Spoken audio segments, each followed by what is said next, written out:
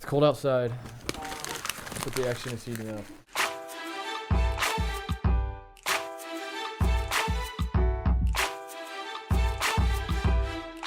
Today's episode of Titus Tate is brought to you by Round Ball Rock.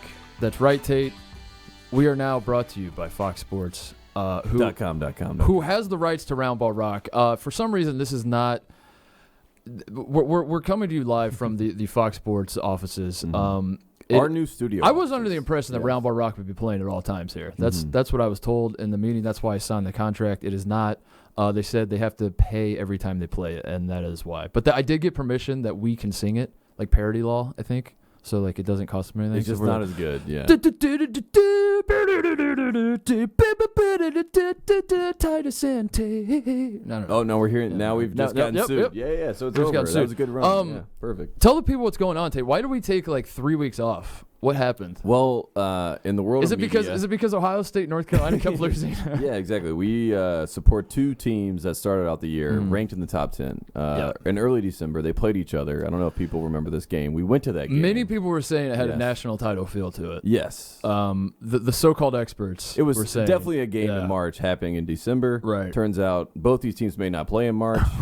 Maybe they'll play for fun. But that's where we are. Ohio State, North Carolina, we will not bring them up in this new iteration. And, we went away for a few weeks while we figured out what the pod would look like in the future. Mm-hmm. And here's what it looks like. Us in a studio. Here's what it looks like. Microphones. We signed. How different? We signed a deal. We are with Fox Sports now. Mm-hmm. The bag has been dropped. We picked it up. We were counting our dollar bills. It's a great feeling, Tate. Mm-hmm. We are no longer coming to you out of a garage. Yes. But there are a lot of questions that come with this. We're also brought to you by Westwood One, by the way. I should also mention, if you're listening to this, the podcast, the audio is on the Westwood One feed. Mm-hmm. You can also watch us. We're on Fox. If you're listening to this and you're like, I want to see what these guys look like. What did we say when we started this? We were going to do it for the love of the game. Right. And for the love of the game meant that you and I would talk into a microphone, and then I would go edit the show, and then we wouldn't make no money from it, and then we would just keep about our merry business. And turns out that's not the best. We're like Zion, who's like all these other guys that like declare for the draft, where they're like, I really, really wanted to come back, but I really love my time in college. That was us. We're like, we love it for the love of the game. You know what else we love? Money. Yeah. Turns out it doesn't work when you say I get paid in exposure. I told my landlord, I said, you know what? I really love doing this podcast. Have you checked and out he was Twitter, like, sir? Yeah. Can I get you some Bitcoin? I don't know how that works. But yeah, you mentioned frequently asked questions, so we have to, I guess, answer those. And then the first question that you wrote down, right? Please let the people were just asking us like, what? Because I think the thing that gets the thing that people worry about when you sell out like we did, and if you've been listening to our show for a while, if you were a fan since the Teed Up days, all the way back 2 years ago, we're sorry. If you've been a fan of our show for a while, you knew that this was inevitable. You knew that our entire goal was to sell out at one point. You knew that this was always the plan. So you should be happy for us. But you know, as is the case with all things, Tate, when something you follow sells out, a band sells out, whatever it is, the question becomes, what does this mean artistically? Are we going to get the same show? What is it going to change up? So some of the questions that are coming at us, are you guys going to finally talk about the Big East now? Fox has a Big East contract. Are they going to make you talk about the Big East? A lot of Big East fans are getting excited. The answer is no. Screw you. The Big East, I'm just kidding. No. We will. We already talk about the Big East. Yeah, of course. We love Are you crazy? Who's in the Big East? Yeah, no, we'll figure it out. It changes every year. We don't know who gets back in. UConn. No, of course we're going to talk about the Big East. But no, they're not going to make us. They've told us that we have creative freedom. They are standing over our shoulders right now, just off camera, shaking their heads, saying we never agreed to that. But that's what I remember them saying. They said we have creative freedom. We can talk about whatever we want. I will say this to put it in the movie terms of this. We'll say, you know, in Batman Begins, they asked Bruce when he falls down, like, Bruce, why did we fall? You know, it's to get back up. So we fell, and now we're going to get back up. Right. And here we are, sitting in chairs. Another question: does this mean you will be calling games for Fox? Not currently. That is not in the cards right now. I hope so though. That my goal, but like I don't want to call a good game. I was thinking about this. I wish here's my dream. I'm going to talk the Pac-12 into having consolation games in the Pac-12 tournament, and I want to call the 11th place game in the Pac-12 Please do tournament. not do that. That's what I want. Media members. That'll be the first game I ever call. Yeah, is that. But the big question, Tate. What does this mean for you and Ellen? Are you still working for Ellen? Yes. Is this your new job? You are still working for Yes, Ellen? yeah. This is a podcast that we will be doing twice a week, you and I, on the Fox Sports Lot. Again, if you're not picking this up, this is the video of the podcast. You can listen to the audio. Westwood One has that. You don't have to even subscribe to a new feed. A lot of people are asking us this. Yeah. Do I have to resubscribe? Because I'm tired of subscribing. I'm tired of rating. I'm tired of giving reviews. Yeah. Just do it. Just do it. Please, we beg you.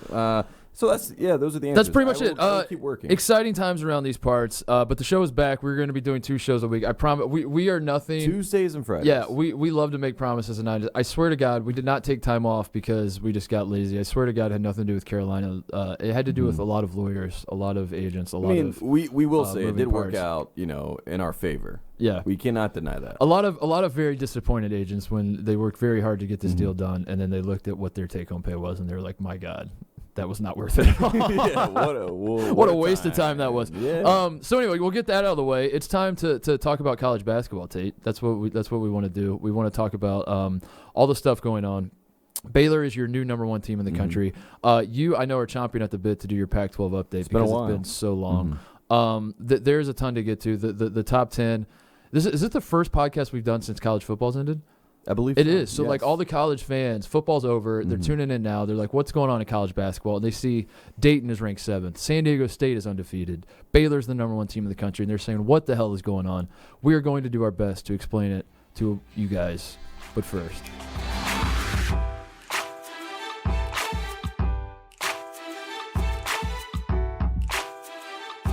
All right, it is Monday night. We just got done watching Baylor beat Oklahoma, their first game. Actually, it's their second game. I don't know why this was getting released as a little factoid. People were saying this is the first time Baylor's been ranked number 1. I saw that going around. It's not. They were ranked number 1 for a week in 2017, and they lost. And they lost the number 1 ranking.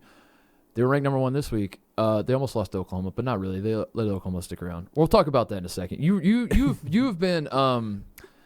This is kind of frustrating because the Pac-12 update, for those of you that are new to the program, just you tuning always in, say that I'm chomping at the bit. And again, the bit is that you are. Ohio State, I North see the way your eyes Carolina lit up. They played basketball early in the year, and we made a bet, the two of us. Your alma mater, Ohio State, my alma mater, North Carolina. They played each other. Whoever lost had the duty, and I will say it as a duty, to deliver the Pac-12 update because the rule of this podcast is anything west of the Mississippi does not matter.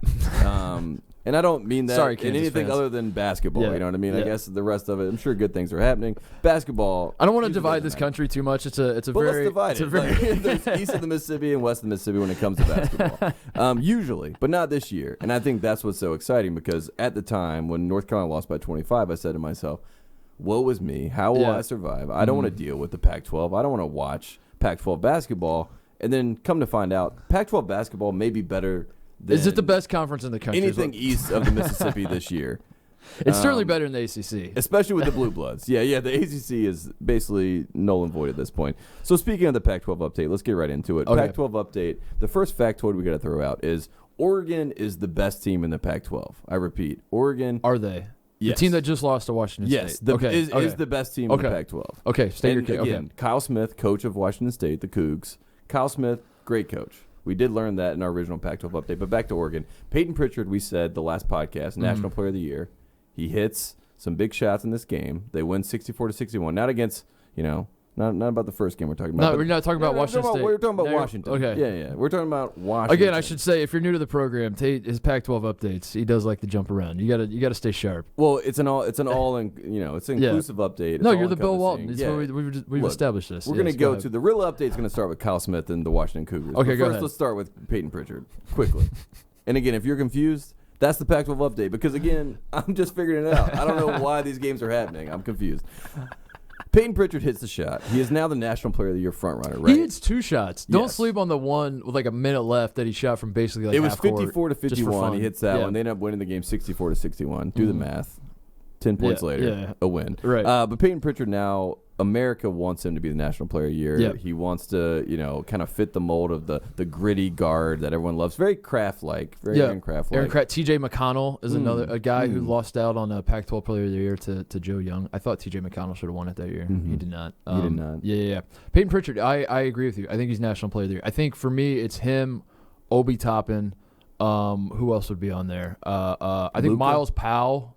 is like what he's done this past week has my attention. There's your Big East update. Yeah, Big East. There we go. Talking about the Big East. I think Miles Powell has to be up there. I love Devon Dotson, but I don't know the hip thing. I'm worried about this. We could talk about this maybe a little bit later. I had a conspiracy about this that I'm proven to. See, again, the Pac-12 update is. But Luka Garza, yeah, for sure. Yeah, you could go anywhere with the Pac-12. Luka Garza for sure is on that list. But yeah, Payton Pritchard's my pick. Okay, Payton Pritchard is right your now. pick. Yeah, Let's just go ahead and get that washed over. Oregon, top team in the Pac-12, in my opinion. That's the Pac-12 update. Payton Prichard, top player in the Pac-12 and maybe in the country. We'll see about that. Now let's get to where we need to go, which is Washington State and the Cougars.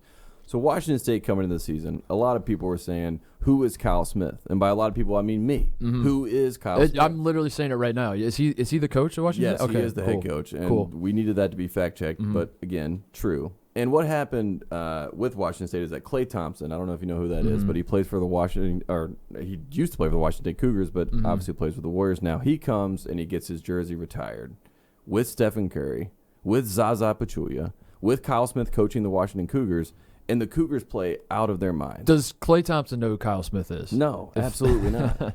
But the interesting part, and this is what the update is, Klay Thompson comes home to Pullum. This is home to him. This is Pullum? Pullum? How do you say it? Pullum? Fulham? Whatever the hell they are. You know what it is. I love this. This is my favorite segment This is why the Pac-12 update is a chore. Because I'm like, one, never been there. Two, not going to go. But here we are. We're in Washington State, and I guess Klay Thompson's up there. He has 3 coaches in his montage video, which is very interesting to me, right? Yeah. So when Klay Thompson was at Washington State, obviously Tony Bennett, who's now at Virginia, was his coach his first year, and then he leaves him. Mm-hmm. He leaves him at the altar, and he says, I don't care about you or Michael Thompson, the Lakers, or all your history. I'm going to Virginia. I'm getting away from the West Coast. I'm going east of the Mississippi. That's where real basketball is played. I'm pretty sure that was a quote. I can't remember. He has a video of 3 coaches. The first coach that pops on the screen, again, this is Klay Thompson, who played at Washington State for Kim Bone. First person that pops up in the video, Mike Krzyzewski. What? Wait, Coach what? K, why is he in the video? We don't know, but apparently USA Basketball, he can do anything. So he's Klay Thompson beat Coach K? Is this like a Dylan Brooks situation where he's now giving a speech of how dare you? You are a great player. Yeah. I'm sorry for saying you were a pure like a bad sport or whatever. Anyways, Coach K pops up, and you're kind of saying, interesting. Next up, Tony Bennett, that coach that left him. And you're like, what is this Klay Thompson weird story? Steve Kerr rounds it out. So these are the 3 coaches that have like basically been so infectious and make Klay Thompson love basketball. Yeah. None of those guys really had anything to do with Klay Thompson's time at Washington State. Yeah, like blowing up and becoming who Klay Thompson, yeah. So I have to say, Ken Bone, can we pour one out? That's the Pac-12 update. Poor Ken Bone, can't even get And we should mention, a lot of people listen to the show that don't necessarily follow college basketball closely. Mm-hmm. It is not the same Ken Bone that was at the debates. No. And then that asked the question. Yeah. I don't even know what he asked or. Yeah, I don't remember. He just was wearing like the red sweat. Yeah, but then didn't he got the milkshake duck treatment, right? Like where he like people like found out. I thought you were gonna say that he did like a parody video of milkshake. No. Like remember because like didn't we like find out like I don't know, like immediately everyone you know how the internet works. They're like, we got to find out everything there is to know about this guy, and then we're like, oh wow, he's not.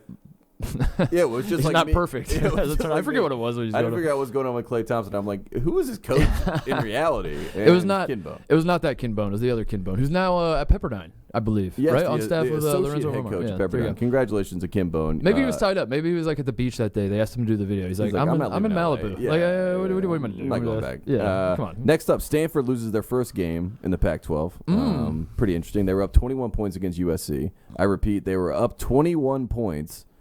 Lost that game. Those are technically the top 2 teams in the Pac-12, I believe. Mm-hmm. I did a little research coming into this. Okay. I hate that like every time I do a Pac-12 update, you know so much, such as like Washington State is located in Pullum, Massachusetts. I almost said Massachusetts, Washington. Yes. That I felt out of the loop, so I decided I was going to do a little research. So like 3 minutes before we started recording, I googled Pac-12 standings, and it turns out USC and Stanford are actually tied for first right now. Which is interesting because another part of this Pac-12 update is we went to the UCLA USC game, and this is back-to-back years that we've been at this game. Last year, Jalen Hands hit a big 3 in that game to win the game, and UCLA fans are going crazy. Right. They're saying it's a new era. We're back, baby. Josh Rosen's courtside. Josh Rosen's loses his mind. He's like, I'm going to have a great year.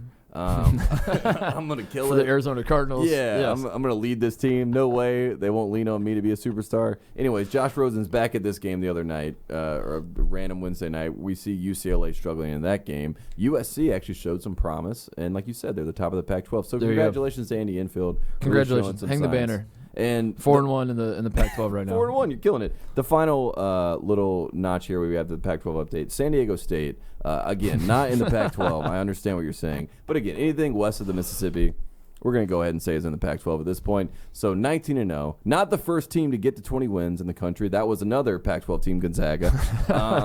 But San Diego State stays undefeated. Everyone's very excited about Steve Fisher and what he's doing with this program. A lot of upside there. You just pissed off. Dutcher. You just pissed off so many. I love that this is our first show at 5. Like how many people are like tuning in? Like, this guy doesn't know anything. I'm gonna try out this new college basketball show on Fox. Let's see what these kids have to say. San Diego State undefeated. Congratulations. Love the Aztecs. So did you see that there is San Diego State has a Sister Jean candidate? I don't know if you saw this. Did you see this? You hear about this? No. There's an old lady that was holding up a sign that says "What it do, baby."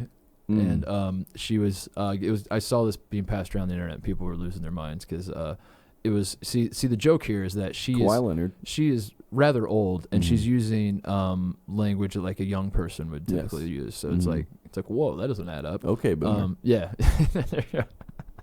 She's just holding up a sign that said okay. And she was at an Oklahoma game. But no, she's been dubbed like a Sister Jean candidate. San Diego State is rolling. San Diego State fans are having the time of their life with this. I see that they're like really into there's this other thing, there's this thing on Reddit where they do like the last undefeated team with like the map and it's like whoever's the closest, what is it, like the closest county to like the undefeated team. It makes no sense, but I do not get on Reddit anymore. Yeah, I'm out. Basically, like I read it. As teams lose, you start to take up more land if you're still undefeated. And now San Diego State's the last team, and like apparently the San Diego State fans and the coach Brian Dutcher, they're all like really into this map. They're all really into being undefeated. And the toughest part of their schedule is out of the way. So they might actually run the table, Tate. It could happen. They're not going to win they're not going to win the national championship. But my fear is like they lose one game. It's all set up though to like where San Diego State loses one game and they fall from like ranked 3rd in the country to like 21st. That's gonna, because I think all the people voting for San Diego State really don't want to. Ken Pom doesn't love them. They haven't played like when Auburn was the undefeated. Auburn just lost 2 in a row this week. But when it was those 2 that were undefeated, Auburn's schedule was like much worse. So I think like everyone diverted their attention to Auburn, and they took all the crap because they were just like, Auburn's played nobody. Let's rip on Auburn. Now that Auburn's lost, it's like now we have to tear down San Diego State. They actually haven't played that hard of a schedule, but they have some good wins. But I'm worried that as soon as they lose, it's just going to be like, all right, we're done. Get them out of my face. I never want to see them again. I do remember the last podcast that we did was Harry of Against All Odds came on our podcast, and he was talking about the Utah State Aggies that were going to go in and upset the Aztecs. And he said that I can't remember who it was, but the person Malachi Flynn, who plays for San Diego State, was going to be the difference in this game for Utah State to win. That did not work out, but that was the last. That was the last time I bought into that. By the way, I did too. The wheels, I didn't know that he had transferred. The wheels have completely fallen off for Utah State. Utah State was supposed to be pretty good, and they're definitely not right now. So it wasn't that at the time. It wasn't like the worst idea. You mentioned San Diego State going undefeated, which comes to like a larger question, which is like last year. A lot of good teams. We enjoyed watching college basketball last year. Is there any team from last year that could maybe be a 6 seed, 7 seed in the tournament last year that could be undefeated this year, considering the fact that college basketball is so terrible? Because that's where we are. Yeah. I mean, so hold on. Let's have a bigger discussion about this. College basketball, is it terrible? Are the like what do you mean by college basketball is terrible? I know what you kind of mean, but I want to like flesh this out because I think this is a talking point. It certainly has been all season. There are no great teams. If Rutgers is ranked in the top 25, it is not a great year. And Rutgers, again, ranked in the top 25 for the first time since 1979. You're saying North Carolina being a dead last in the ACC is even worse than normal because we are not bringing that up. What are you talking about? That's like saying Ohio State is 12th in Hold the on. Big Ten. Okay. Listen, John Rothstein. We love John to death. Yes. We're going to his wedding, come hell or high water, whether we're invited or not. We will be at that wedding, John, if you're listening. Tweeted out today, came out our throats, Tate, tweeted that North Carolina is currently dead last in the ACC by themselves. Ohio State is 12th in the Big Ten, a conference called the Big Ten. They're currently in 12th place. I don't know why he felt the need to tweet this. It is obviously a personal attack. He tweeted it just so you and I would go at each other's throats, so there would be trouble in paradise. He knew this was the first show we were going to do together. John, no. Why? Not like this, John. That's all I want to say. I thought we were friends. I thought we were close. I find it very interesting, too, because on Friday we announced, that we were going to be doing our podcast. We're going to have video. We're going to be a Fox. It's going to be a great thing. And he sends a nice text, like the classic Ross team. Basically, good luck. Good luck. Yeah, it's like he texts all the coaches on their first day. It's our first day. He's like, good luck. Great. Yeah. Good luck. You guys will be amazing. And he also asked to come on the show. And I was like, yeah, of course. We would love to have you on the show. I don't know about that now. Dude, he cheats on us with Pardon My Take all the time. I'm calling John out. He called my team out. I'm going to call him out. First of all, John, you went to Ithaca College. Where the hell is Ithaca ranked? No one knows. Yeah, I'm waiting, John. Are they making the tournament this year? No. Never heard of them. No. Number 2, my man is cheating on us with Pardon My Take. I think that was number 1 and number 2. That was number 2. I'll say it again. Yeah, he was ours, and then Pardon My Take sunk their teeth into him, and now he's obviously they have a bigger audience, so like everyone, his Twitter followers blow up when he goes on their show. So he's got merch. I guess it's a business decision. That was what he would say to us. He's like, it's not personal, it's just business. But again, we're not going to talk about North Carolina or Ohio State. We're going to talk about the fact that college basketball at large is horrible. Is disappointing. Yes. Yeah. So what do you mean by that? What is one team this year that you could say that team has a real chance to run the table? Yeah. Oh, yeah, San Diego State. So the flip side of this, what people would say is that that's actually good for the sport because parity. We have 7 number 1s this year. It's the first time that's happened. This is a big year for first time since. Those 3 words are if you're running like a college basketball social media account, you just have first time since like locked and loaded to. I'll give you your first time since stat of the day. Here we go. 7 top 25 teams in the AP poll lost, including 3 of the top 5. 6 were beat by double digits by unranked opponents, which according to ESPN stats never happened in the same day in the history of the AP poll, and that's going back to 1948, 1949. Since 1948. That was Coach K's 3rd year at Duke. Yeah. It was a big year for him. Wow. We have like Baylor. It's their first time being ranked number 1 since the last time. That's pretty crazy. We have what's another first? Florida State is in the top 5 for the first time since 1973. Seton Hall is the top 10 for the first time since 1993. Dayton is the top 10 for the first time since 1967. Tate. Rutgers is ranked for the first time since 79. I have it written. 79. Yeah, 79. So a lot of firsts. Is that not good for the sport, Tate? Are you saying this is bad? Are you saying the fans of all these teams should not be happy? Are you trying to steal their happiness? Yes. Absolutely. I mean, I think we are happy, I'm sure, but it's usually because everyone is so bad that teams like Rutgers can make a run this year. But then when you look at a team like Wichita State and Greg Marshall, and a couple weeks ago I was saying to myself, oh, that's a nice team, a little bit on the back burner, not a lot of people talking about them, and they lay an egg. And I think that's the problem with this year. Every single time you get a team that you're like, Kansas is the best team in college basketball, of course they lay an egg. I'll say this, man, as a guy who I've been doing this for about 10 years now. Creating content about college basketball, and I'm paid to like have opinions on this stuff.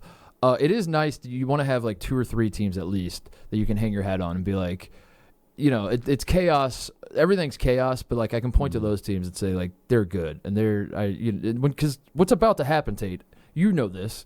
Our lives are about to be turned upside down. People here in about a month and a half are just going to come to us and be like, "Can you help me with my bracket? Tell me who to pick." And I'll say, well, let's talk this out. So here's the thing. And I'll start like a big monologue about how there's a lot of parity. And they'll just say, shut the hell up. Tell me who's going to win the NCAA tournament. That's all I care about. I don't want to hear you talk Duke anymore. Or Kentucky. Yeah, Duke or Kentucky. Tell me who to pick. And then we're not going to pick the winner because I used all my luck up last year, believing in Virginia. I used up all my luck in 2017, relying on Carolina. Yeah, Carolina. It's not going to go well for us, and I'm really worried about that. But it is a fun season. Like I will say though, like you do want that. You want like the top teams. It's like if we're at Fox now, so I'm contractually obligated to talk about the WWE contract that Fox has. So I'm gonna make a wrestling reference. Okay. Please. If you're like booking a wrestling show, a pay-per-view, you don't want like you want the guy who's unbeatable. To then when he loses, it's a big deal, Like when Brock Lesnar beats the Undertaker at WrestleMania, it's a big deal because the Undertaker never loses. You don't want like a bunch of middle card guys that like you've seen lose a bunch. You understand what I'm saying? Yes. We need like 2 or 3 unbeatable teams that like everyone's looking at like who the hell is going to beat them. We need the Zion Williamson Duke team from last year. Which back to your original question, who could go undefeated this year? Was that the question? Yes. And or who could win the national Yeah, championship? I was going to say 30 of the teams in the tournament last year, probably. Half the field. I mean, so let's go through it. We have Duke definitely would have won the national. Could have gone undefeated. If so, you're saying like Let's last start with year's the team, actual national champions. Let's go. Virginia would could go win to the national championship this year. Virginia would have won the national championship this year if they came back. Duke would, of course. That's 2. Texas Tech. Texas Tech would. Auburn, Michigan State, Purdue. Oh, you're putting Purdue on the list. Yeah, I'm putting Purdue on the list. Gonzaga, I'm going to keep definitely. going. North Carolina, Kentucky, Gonzaga. Yeah. Everyone. Baylor was a 9 seed. They could have won. They probably win it this year.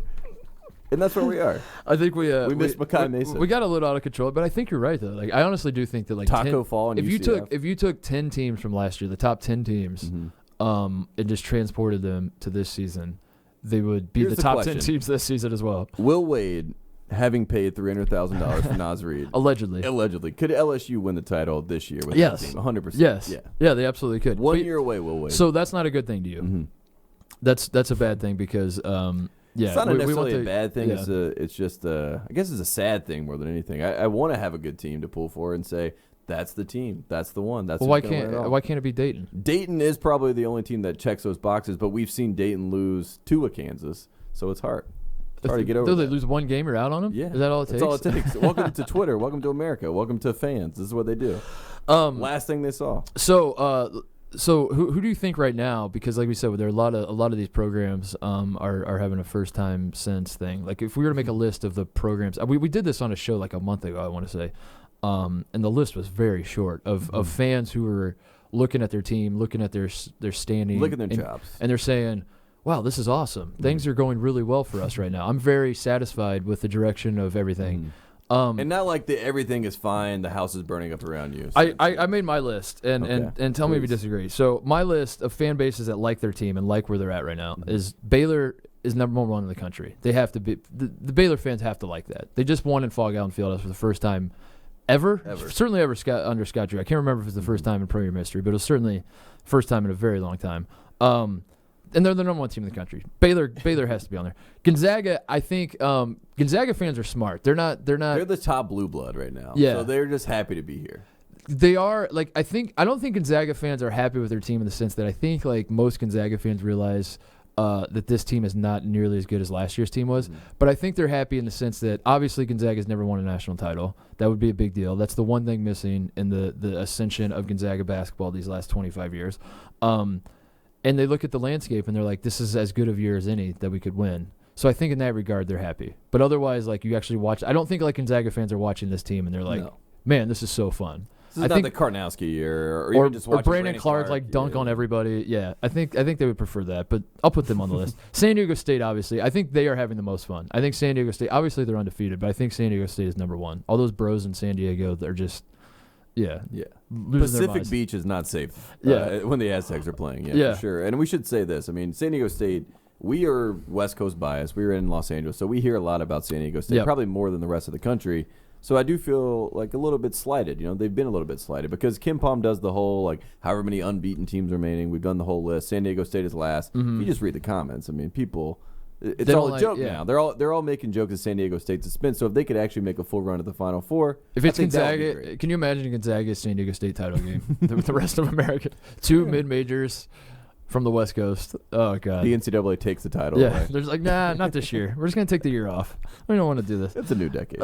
They bring back the 3rd place game, and then they turn that into the actual title game. You get a bronze. Like San Diego State beats Kansas, and Gonzaga beats Duke in the Final Four, and they're like, well, the 3rd place game is the new title game. Good luck. I have Dayton on the list. Dayton is 16-2. They have Obi Toppin, who certainly if Payton Prichard's not the favorite for National Player of the Year, Obi Toppin has to be, in my opinion.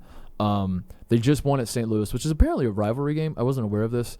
There's some sort of name for it. Yeah, there's some sort of name for it, but I forget what it was. Jalen Crutcher hits the 3 at the buzzer. They were down like, I think 12 or something with like 7 minutes left. I was watching the game. It was crazy.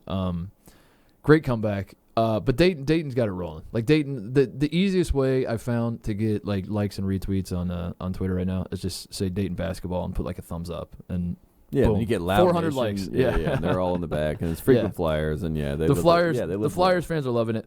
I think we have to throw Seton Hall into the mix. Seton Hall just won at Butler. They are in the top 10 for the first time since '93. Like I said, Miles Powell is playing out of his mind. if they feel like if you just catch Seton Hall like the wrong time and you turn on a game and you're not really paying that much attention, they can feel gimmicky in the sense that Miles Powell will shoot from 40 feet away. Mm-hmm. And like if you're not paying attention, you think, oh, so this team just wins because that kid just jacks threes and the Jimmer. Yeah. That's not the case. They play great defense. They really, really get after. They like completely shut down Butler. And then Miles Powell, I mean, he does take a lot of dumb shots, but a lot of them go in, so who cares? Yeah, don't worry about it. But they're a great Kimba candidate team. Yeah. Right? Like they play great D and they got Miles Powell. Every single guy that we name could be the Kimba candidate other than Obi Toppin. We talk about National Player of the Year. It's like all these guards that could be the one that I mean the recipe is you lock up and then you have one guy that just like, I'll just make everything. Mm-hmm. Why don't you just give me the ball? I'll just make it. Yeah. How hard is it? Come on. And then I have the other two teams I have on my list are Florida State. Quietly. Yes. Very quietly. Yes. A top 5 team. They're on like a 15-game winning streak. Leonard Hamilton. 9-game winning streak. I'm sorry. I got that wrong. Baylor's on the 15-game winning streak. Florida's on a 9-game winning streak. They beat Louisville at Louisville by 13. Mm-hmm. Their last loss was in Assembly Hall for the ACC Big Ten Challenge. They got a good thing rolling. They're sit atop the ACC standings. So I had them. And then my last one was Rutgers, who's ranked for the first. I mean, obviously Rutgers. God, family, and Rutgers basketball. Your family, your religion, your family, your religion, and Rutgers basketball. How many times have you heard that? Florida State. I got to get back to that because Leonard Hamilton. First of all, the ACC is terrible. We already talked about this. Probably 4 or 5 teams are going to make the tournament. The best 4 or 5. You're getting bold with 5. 5 would be nice. I think 3. 3 sounds about right. Leonard Hamilton, we'll throw NC State a bone. They just beat Virginia. Maybe that was for the 4th spot today. It was NC State Virginia game and NC State won. Congratulations, NC State. You did it. You're going to make the tournament. Leonard Hamilton, we remember after the Michigan game a few years back, 2018, he loses in the Elite Eight, and Dana asked him after the game, why he didn't foul, why he did not use more time. And what are you talking about? He made all those voices, did all that, and he was shook, and he didn't know what to say. Yeah. And at the time, I was thinking to myself, well, what best case scenario, a lot of things fall their way, and they go to overtime. That's not a guarantee. Leonard Hamilton's probably like, whatever. They had a dinner reservation. Like how? I mean, come on, the guy's got a life outside of basketball. So I let it go. Right? I'm like, they might just not be good in overtime, but they win in overtime this weekend. And then I get this stat thrown up at us, and it goes: Florida State has won 9 straight overtime games.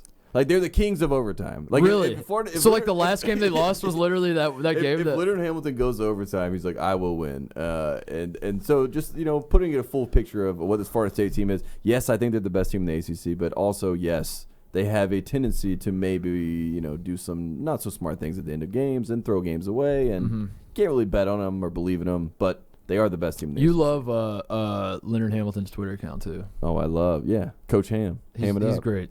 He's got a great Twitter account. I don't actually follow him, which is funny, but I do know he has a great Twitter account. He used to follow me. He unfollowed me. Would you add any other teams to that list that I just gave you? Yes. Is there anyone else that comes to mind? Illinois. Illinois? Okay. I think. I don't even know if Illinois. I don't know many Illinois fans, honestly. I do. I do. Most of the people I see are just people that tweet about Illinois. They love Underwood. They love Brett Underwood, and they love just that no one is talking about them. They barely beat Northwestern, so we can't really say they're as ecstatic as they should be, I guess. The Big Ten's historically deep. Yeah. I don't know if you heard about this. They're making a run though to be at the top of the Big Ten. So maybe Illinois fans. It's been a really rough go for Illinois fans, basically since 2005. Since the buzzer sounded in 2005, they had like a half second there with like the Dimitri McCamey era where it was like they might be John Gross first got the job, and it was like maybe sort of. Or was that still Bruce Weber? The end of the Bruce. I think it was the end of Bruce. Towards the end of Bruce. Beginning of John Gross. Like John Gross, I remember like his first. They got screwed. I want to say Miami in the NCAA tournament. They should have beat Miami, and like they got screwed on a call with Larinaga or something. Yeah. But other than that, like that's the high. Like the fact that we can't remember it is not great. You know what I mean? Like if like most teams, if you ask me like what's a high moment for Kansas, for example, I could tell you a few. If you ask me what the high moment for Illinois is, I say, wasn't there that one time against Miami? I want to say it was Miami. Yeah. If you ask me about high moments of Maryland, I would say, oh, yeah, like when Juan Dixon and Steve Blake and Lonnie Baxter and Chris Wilcox won that title 4 or 5 years ago? Yeah.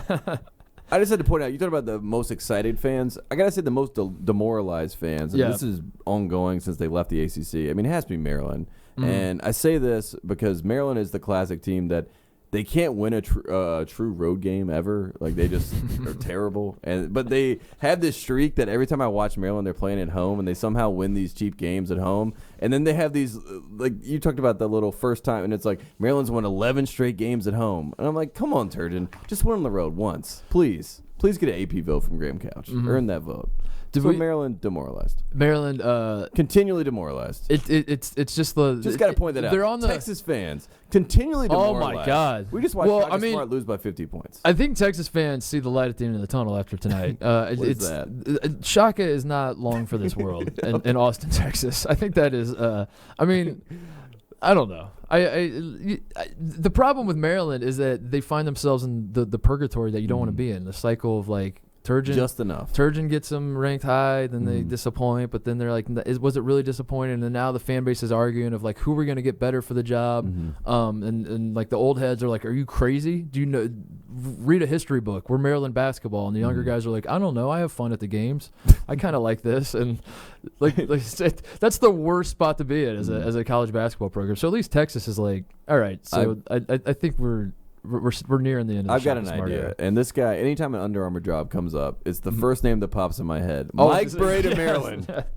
Send him to Maryland. I mean, Mike Bray, he fixes Maryland. We need a running list. Can we get this in the studio? I want to get a list of all the jobs that Mike Bray should take. Yeah, he's taking. Just have a list of VCU, Mike Bray. Who is, yeah. Make Richmond VCU great again. Mike Bray will come. Mike Bray's ready, too. That's what I have to say. Mike Bray's always ready to go. He's got to get out of the ACC. The great thing about being the loosest coach in America and having the media on your side and being awesome is that Notre Dame is horrible this year. In fact, they're so bad. I don't even know how bad they are. It's called purposeful deceit, Mark Titus. But like he's doing a good job of flying under the radar. Like I have no idea how bad Notre Dame is. If you seriously, I want you to do this right now. Do you have an internet connection? Yes, I do. Pull up Notre Dame's record. Okay. I'm gonna guess off the top of my head. Basketball. Okay. Tell me how many games they played. All right. Do you want me to tell you the record? Yeah. Okay. Well, they're 11-6. Oh, I was gonna guess how many games they won.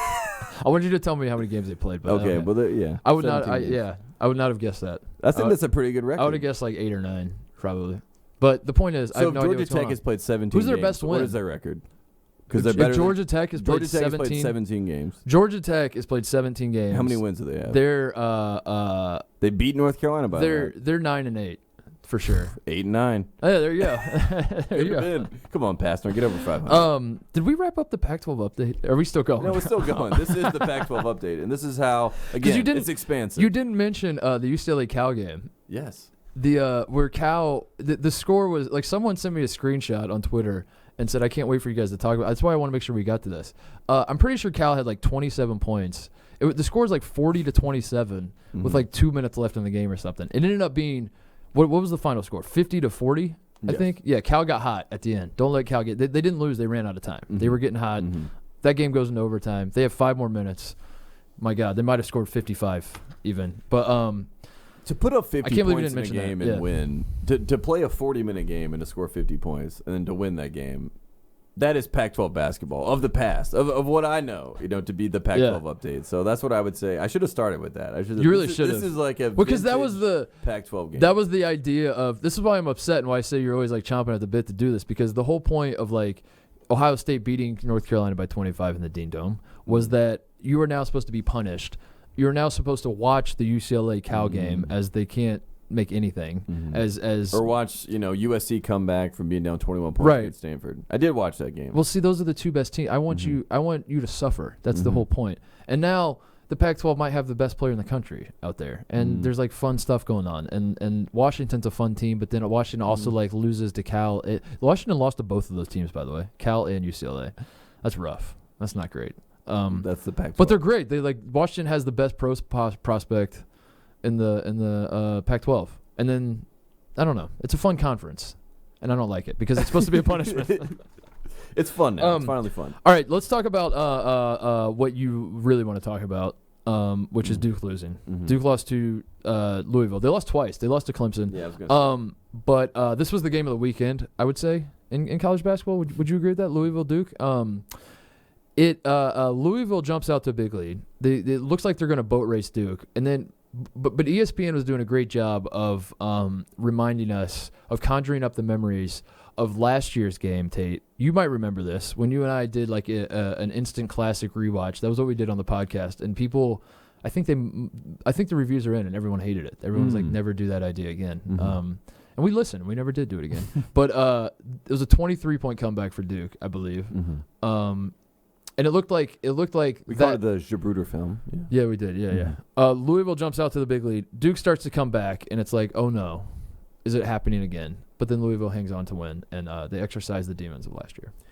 It's interesting when you look at this Duke team because, again, we know the faces. And I think that's with college basketball this year, you ask what the difference is. We watch all these teams, and you're kind of like, I don't really know these guys. I don't know why Virginia looks so different from last year. Oh, all the guys that you remember are gone. And the two other guys that started that you didn't know, they're the face of the team now. Yeah. I mean, that's sort of like college the guys basketball that were setting screens last year now have to now they're shooting, and they are not making those shots. Yikes. But you look at Duke, and it's like, you know Trey Jones, you know Jack White, you know Delorier, you know the whole gambit, and you even know the guys that were recruited to go there because they were such big recruits. So you kind of get this Duke team, and everyone in America wants this Duke team to be that team. They want it to be 2010, but they don't have a guy that they needed in 2010. They don't have an archetype of Brian Zubek. They don't have the guy who will elbow you in the face, who will tackle you, who will take 5 charges a game, who will do anything possible to get That's away Jack from White. It should be Jack White. And Jack White cannot do that because he's too busy getting dunked on. Yeah. Oh, my. Whew. Unfortunately. But hold on. I got to say, I respect trying to block it at least. That's what LeBron said tonight about, when he got dunked on by Jalen Brown. When Malik Williams Oh, by the way, that's the Brandon Knight defense. That was at least I tried. At least I tried. Yeah. At least I tried. By the way, this was happening all game. I mean, my God, Louisville had how many breakaway dunks on Duke? It was, the Duke offense is basically, let's throw it into Vernon Carey, have him turn it over, and then we'll let Louisville get a fast break. That'd be great. How about David Johnson? We got to talk about him. Who the hell is this kid? Exactly. That's what happened. Like I feel like I've been following Louisville all season. It feels like the replacements a little bit. It really does. Like something's going on at Louisville. Like I don't know what's happening, but they're over their scholarship limit. Something's happening. They get a kid to reclass at semester or what? Well, the official story is that he was nursing a shoulder injury and he just now got healthy and now is like starting to. This was the first game against Duke that he played more than 20 minutes. In fact, I don't think he played like more than 10 up until like a few weeks ago. Comes out of nowhere, is unbelievable. He had 17 points in the first half. He did land on his shoulder or something towards the end of the game, but Chris Mack says he's going to be okay. I don't know who this kid is. I don't know where he came from, but I think he's the best point guard in the country other than Payton Prichard. I'm ready to already call it because he was unbelievable. I'm joking, obviously, but am I? I don't know. We don't know. And we're not really sure because when you look at the Louisville team, I mean, in college basketball, it's kind of like we have these people, even in Louisville, it's like Jordan Noir. We're just going to talk about him. He's the guy on this team. But then when you watch Louisville, you're kind of like, McMahon's got to step up. Can I do? Yes, please. It won't be a Titus and Tate episode unless I go in on some aspect of Louisville. Yes, after reaming them for always losing to Kentucky, I might be the biggest Wara hater on earth, and I think I've deduced why. It's because every time I watch Louisville, he sucks, and that's why I can't. I understand. I look at the stats. I looked at he's Louisville's leading scorer. He's averaging over 20 a game, whatever it is. Great player. I'm sure he's great. But I don't care that he scored however many he scored against Youngstown State or like USC Upstate and all that stuff. I care about like when I'm tuning in, when you have the nation's attention. What are you doing? This is Jordan Wara. Buckle up, Tate. These are his marquee games. At Kentucky, a loss. He goes 2 for 10. He goes 3 for 12 at Duke, by the way. That's what made me bring this up. He had 6 points. He went 3 for 12 at Cameron. Versus Texas Tech, a loss. 4 for 16 from the field. That game was the worst. Versus Michigan, he's 9 for 23. The one game he played well, and I will give him props for this. Against Florida State, he goes 11 for 15, scores 32 points. I'm not saying he's a bad player, Tate. I just I'm having bad luck. I'm putting it on me. I'm not going to put it on him, Tate. I'm going to put it on me. Every time I tune into a Louisville game, it seems like he's like 3 for 16 from the field. And pretty much you just listed. It sounds like he might be that. And I wanted to point out also with this Duke team in general, I'm not even going to talk about Louisville because they're the de facto best team in the ACC. I know they're not. You know they're not. So you think Florida State just beat them by 13 at Louisville? You still think Louisville's better? No. Florida State is the best team in the ACC. Oh, okay. I'm saying Louisville. That's why I don't want to talk about them because they're getting all the credit for being the best team in the ACC. Same with Duke. Both these teams. This was a marquee matchup. But Florida State's This was the best team in the ACC. America said whoever wins this game is the best team in the ACC. And Leonard Hamilton, what you talking about, Dana? He said, what, Dana? Dana? Huh? We'll go to overtime. 10-0, baby. Yes. But talking about Duke, Coach K has created the perfect response to losing these two games, which is he's not going to go down with an injury.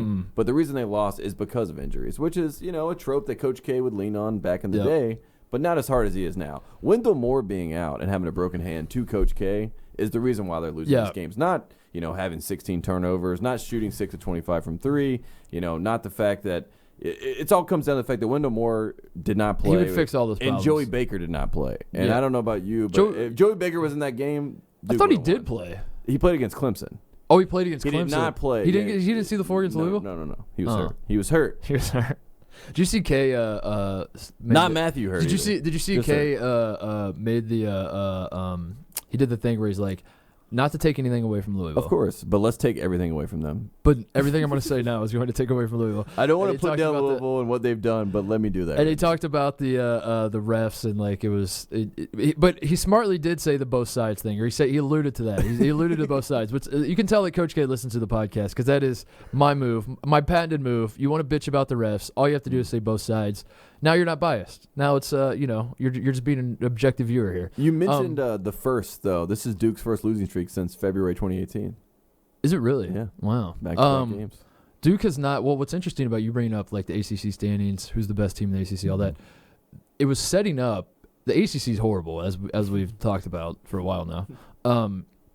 And Duke, they're for a hot second looked like they were like weirdly underrated because they lost to Stephen F. Austin and everyone seemed to just swear them off and be like, get them out of my face. I don't want to see them until March, and then I want to cheer against them and laugh when they lose again to like a Stephen F. Austin. So they were like quietly like actually playing really well. Like Carey was first team All-American good. He still kind of is. Trey Jones was making shots. It was all coming together for Duke. But the point I want to make is that it looked like they were going to win the ACC. And my question to you, Tate, is Duke has not won the ACC since 2010. They shared that title. They have not won an outright ACC title since 2006. Do you think that streak continues, that Duke does not get a piece of the ACC, or do you think they find a way? They will share it. You think they'll find a way to share it? This is 2010 all over again. This whole, I mean, obviously, again, this is the start of a new decade. Carolina sucks. Yeah, it feels very similar to the 2010 year in the sense that Duke was able to make a run in the tournament. They were not the best team that year. They should not have won that title, but they did, and they made a great run in the tournament, and I think that could happen again because they have the pieces to make a run, and if Moore comes back and his hand's healthy, sure, they have another piece, another weapon that could actually matter. Joey Baker apparently would have won this game if he had played, so if he comes back healthy, again, we would get there and Duke would make a run. Congratulations, Coach K. If everyone is healthy, they're the best team in the country. I love the Trey Jones he hit one shot, and Billis was like, he hit one shot late in the game, and Billis was like, you can tell that this kid's been in the gym working on his shot and all that. And he wasn't wrong. Like Trey Jones is, if you've been listening to the show for a while, I was making fun of him at the start of the year and whatever. But whatever. But he earlier in the game, he like in transition, he stops and pops from the top of the key. He airballed it by at least 4 feet. And then he makes 1-3 later in the game, and they're like, "Wow, you can tell that this man's really been working on his shot." And that's just kind of where we've arrived. That's why, that's the status of college basketball, though. Is like Trey Jones technically is one of the 5 best point guards in college basketball, probably. Technically, yes. And that is that just speaks to where we're at, where we've arrived. Is not great. There are great teams. There are maybe good teams. Definitely not great teams. Yeah. What else? We got to talk about this Baylor Oklahoma game. Are you a believer in Baylor?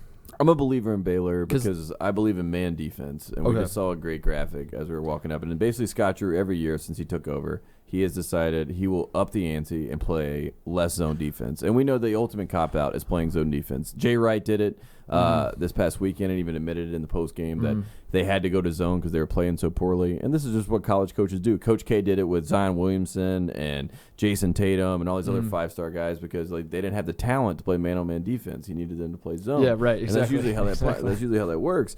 And so for Scott Drew and this team to be able to play man and to match up man against all these other teams says, okay, they have the defense to win a title. And as we both know, if you have a good enough defense in college basketball, you have a real chance at least to make an Elite Eight like a Florida State did a few years ago. Yeah. I think so Baylor matches up well. I think so. I mean, Baylor has 4 guards that they basically played. They play great defense. They're big guards. Yeah. Like, and Teague is big. They're put together like you want a college basketball team. Where, I mean, Fran Fraschilla was like going through it tonight during the game, just like going through every guy. Like Freddie Gillespie is a former walk-on. Was he D3 or community college or you both? You actually missed it. They did a Freddie Gillespie mic and drill little segment that basically was like he had 4 points his first year when he was playing D3 or whatever. Now he's playing the number one team in the country, and it's all due to the mic and drill, which we love the Georgia mic and drill. Yes. So it was just Freddie Gillespie doing the mic and drill, which is, if you don't know, is just basically laying up on the left side, then catch it, lay it up on the right side, back and forth. George Mikan did it with the Minneapolis Lakers back in the day, in the 40s. The rise of Freddie Gillespie, who Fran Fraschilla said 15 times tonight is the most improved player in college basketball. It all boils down to the mic and drill. While also saying that Doolittle on Oklahoma would win most improved in the Big 12. So who's the most improved in college basketball? That's the big question. The Big 12, yes. And also, who's more Larry Bird, like Brady Manick or Matthew Hurt? Because I Googled Brady Manick today because you asked me, you said, is Brady Manick from Indiana? Is he from Indiana? And I know he's not, because I know if anybody's from Indiana, I know about it if you're playing Division I basketball. And I was like, there's no way he's from Indiana. I know he's not. But I went to Google where he is from, and I typed in Brady Manick, and like the third result on Google is Brady Manick, Larry Bird. So this is obviously something that people are aware of. And he used to have watching him play the stash and the hair and everything. He's leaning into it. He had the hair. He still does have the stash. He's leaning into the Larry Bird look. But during the Duke-Louisville game, we got the Jay Billis side-by-side shot of Matthew Hurt's jump shot with Larry Bird in the, was it the 88? I want to say three-point contest. I can't remember the year. The year that he shot it and put the finger up and I'm just here to see who finishes second type thing. They get the side-by-side, and Billis pulled a muscle, like making sure everyone is aware. I'm not comparing the two. It was hilarious because he's like, he's not wrong. Their jump shots do look alike, but he was just like, people, calm down. They're not the same player. But Brady Manick's jump shot does too. Because it kind of does. Who's more Larry Bird? I don't know. Makes you think. Maybe that's like a college, like at the end of the year when they do the college basketball, like dunk contest and skills challenge. Maybe that's what it is. Yeah. Like, who could look the most like this person? Jalen Hands looked exactly like Russell Westbrook for like 3 months last year. Baylor made no sense. Baylor let Oklahoma kind of stick around this game a little bit. But Baylor is playing really. Their only loss of the season was a 3-point loss that they were basically up on Washington all game. It was the second game of the season in Alaska. They're basically up all game. They kind of choke it away at the end. Take that away, and they're undefeated. They're undefeated in the lower 48, we'll say. They're having a great season. I am worried, though. This feels like every so often we get these teams, and I guess like I've arrived at, is it going to be Baylor or is it going to be San Diego State? Where we get these teams that are like red hot. They're at this point in the season, they're undefeated or like barely lost a game, whatever. Their fans are losing their minds. And then all of a sudden they lose like 3 of 5 or something. And then everyone's like, what the hell just happened? Everything just caved in, and you're like stuck, like, I don't know. It's like an aftershock of like we were just number one. Where and you look up and Baylor's like ranked 19th and in third place in the Big 12. I don't necessarily think that's going to happen, but their schedule that they have coming up, they play at Florida, I believe on Saturday, who suddenly has a pulse. The Florida Gators. We should. I swore them off. You've been a believer all season. Yeah. Can I quickly do an aside on Florida? Please do. Yeah. Because at the beginning of the year, we had an inside source, a guy that professionally does this. He scouts teams, scouts players. He has the inside sources to let you know who's going to be really good. Yeah. And he was at Florida's practices in September or whatever, and he texted me and said, "Lock it in, Florida Final Four." So I told everybody. It's Florida. And again, I didn't even know who was on Florida. This man's name is Mike White. He's the head coach of Florida. No, it was Kevin White, his father. And so I'm all in on Florida, the whole thing. And I'm like, it's all day. It's Florida. Florida has just absolutely just been terrible, considering the expectations. Yeah. And then they win the race to 69. They beat Auburn, who was undefeated. And they blow Auburn out. They blew them out. Yeah. So now everyone's back on this team. Is Florida going to make a run? And to that I say, of course, because I told you that Florida is a team to believe. You're playing the long con. It is a long game. Florida's great. So Baylor has Florida coming up. They're at Florida. That is an interesting game. But then like their schedule, their Big 12 part of the schedule is backloaded to where like I think it's like mid-February. They play West Virginia like twice towards the end of the year. They play. They still have to play Texas Tech again. They still have Kansas at home. I'm not predicting. I'm not in the prediction business. We already went over that. I don't Florida like the Final Four. Okay. I don't want to say that Baylor's going to. I'm worried because this does seem to happen. I am going to call my shot on that. It's going to be one or the other, like San Diego State or Baylor, where their fans are going to look up like it's the beginning of March, and they're like, "What the hell just happened?" Basically, I want someone to feel my misery, Tate, that I feel as an Ohio State fan, where I thought we were the number 1 team in the country like a month ago, and now we're unranked, and Seth Davis is tweeting that we might not make the tournament just to piss me off. Mm-hmm.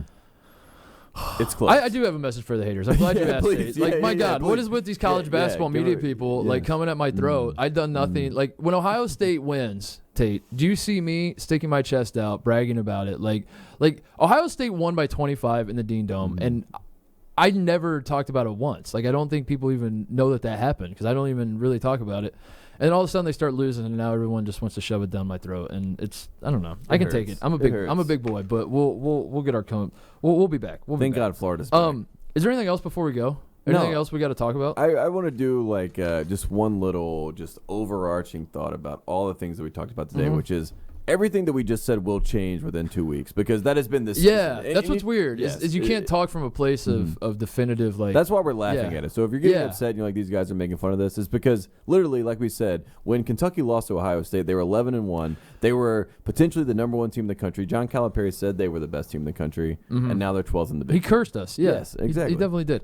So who do you think, like, right now, is there a team that you look at and you're like, listen, all the chaos is going on, but I still trust, like, if the waters are rocky, I want to be on this ship. I want to be on this team's ship. I trust that, like, eventually they're going to be able to figure it all out. Not Maryland. Not Maryland. That's your only answer. Maryland. I think Kansas is the best team if Dotson is healthy. Yeah, Kansas is the best team. I think Kansas is the best team if Doak Dotson is the best healthy. big man in the country. Yeah. There's a real shot for them to make a run. I'm going to say, can we just say Dayton? I'm going to say Florida State, Florida, do want Dayton. Kansas. So okay, let's do it this way. Four. So North Carolina is not going to be in the tournament. No. We know this. Is Cole Anthony coming back, by the way? Cole Anthony is coming back. That's what the word on the street is, that Cole Anthony is willing to come back because he doesn't care about things such as draft stock. He only cares about coming back and proving that he can win games with a terrible team. So therefore, he does care about draft stock. We will get a CBI berth. Come hell or high water, I'll find a way. I think he would sit out the NIT, but he will come back for the showcase. That's great.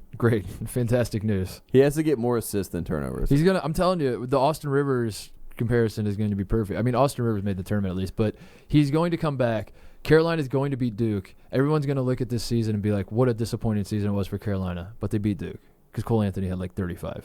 That would be great. That'd be great. That's all. That happens. And he'll quit right after that. They'll beat Duke and he'll be like, I'm done. Okay, now I'm done. That's all I wanted. Was just that. It is hilarious to have the guy that's the number 1 player in the country because Zion was not sitting next to Coach K. But the fact that Roy Williams has decided to put Cole Anthony right next to him on the bench says, just remember, this kid's not playing. Yeah. That's why we're losing. So, Carolina is not going to make the tournament.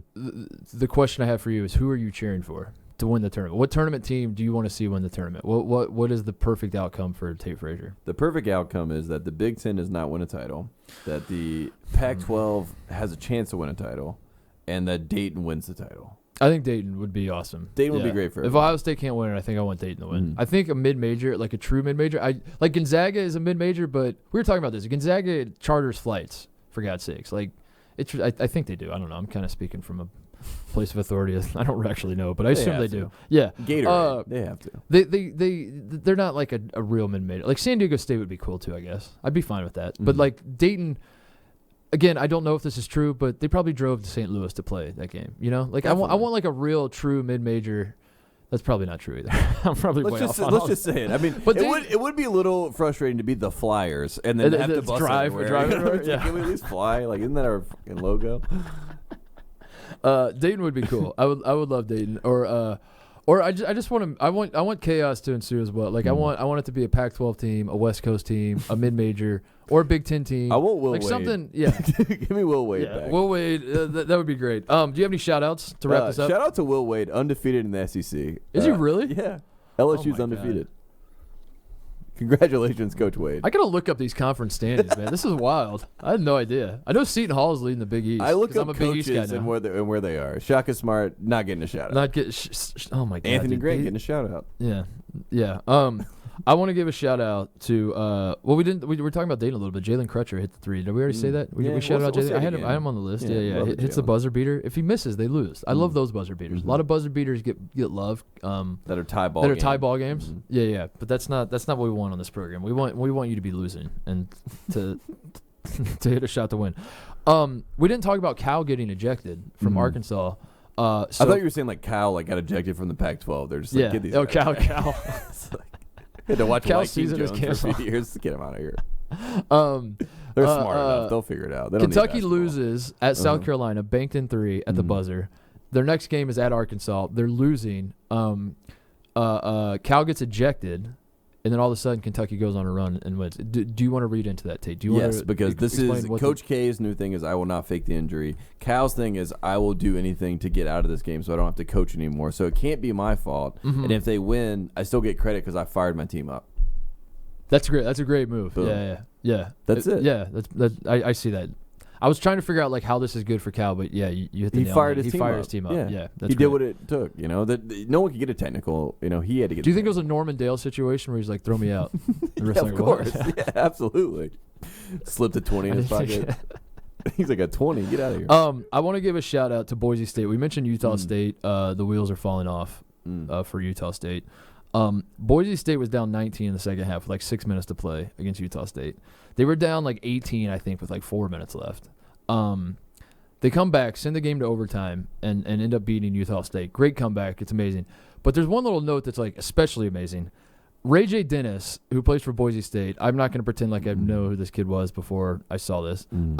His name is Ray J, though. Like I believe it's spelled like R-A-Y-J, like all one word. Maybe it's Raj. Yeah, I think it might be Raj. Raj. Ray J. Dennis scored 19 points in the final 4 minutes. He didn't have a point until the final 4 minutes of regulation. Then he scores 19 points to spearhead this comeback. So I want to give a shout out to Ray J. Do you think this is the most famous? I want to give a shout out to Ray J. That's a great way to start this whole thing on video. Is this the best? I think that's how you become really famous when you say that on your first video. Is this the best instance of Ray J coming from behind Tate? That's my question I have for you. Man, love it. Great question. Good to be here. Congratulations, Ray J. You did it. You did it. Anything else? No, I'm excited to be here. We'll be back on Friday. We'll continue to talk about college basketball. We have the SEC Big 12 showdown right on Saturday. Yeah, coming up Saturday. Yeah, so that'll be good. Yeah. There's a lot of stuff going on. Yeah. More games will be taking place. I'm ready. I'm just excited to get this first one out of the way. It's our goal here. We want to launch the exact same podcast as many times as possible. This is what we did. Teed Up. We did One Shiny Pod. Then we did Titus and Tate out of the garage, and now we're doing Titus and Tate with Fox and Westwood. So I don't know. Tune in 3 months. We'll be relaunching it again. That'll be our. We're setting a world record. Yeah, 4 launches and like. Can you just do the same show? Can you just stay in one place? Why do you have to move? The answer is no. I'm actually taking, now that we signed the contract and I got this first one under the belt, I'm taking the rest of the contract off, like the NBA guys. Yeah. You were Michael Porter. Yeah, Michael Porter. Yeah. I'll see you for the I'm preserving myself for the next contract. Yes. I'm going to show back up when we have like 3 months left on the contract. I'm going to show back up. And You're then a lottery talent, man. Ball Just out. Sit out. Yeah. People remember the highlights. That's all they want to see. Yeah, we're back. We're back into the swing. If you're listening to this on the Westwood feed, check us out. We are putting all the shows up, the video. We're gonna have more guests on. We're gonna do a lot of fun stuff. We really are excited because Fox is giving us a ton of resources to have. We have our own studio. Yeah, we have a studio. We got posters hanging up. Who would have thought? We got my book over there, Jay Billett, Toughness. Fantastic wooden we got Giannis's college jersey. Rick Pitino, Success is a Choice is on our bookshelf here. So we got a nice little studio. But yeah, we're excited. We're gonna have this is a home that we can bring guests to. That's what I'm excited about. Is we Success can is a people choice. So love it, Rick. All right, that's it. That's the show. We'll see you guys Friday. Perfect.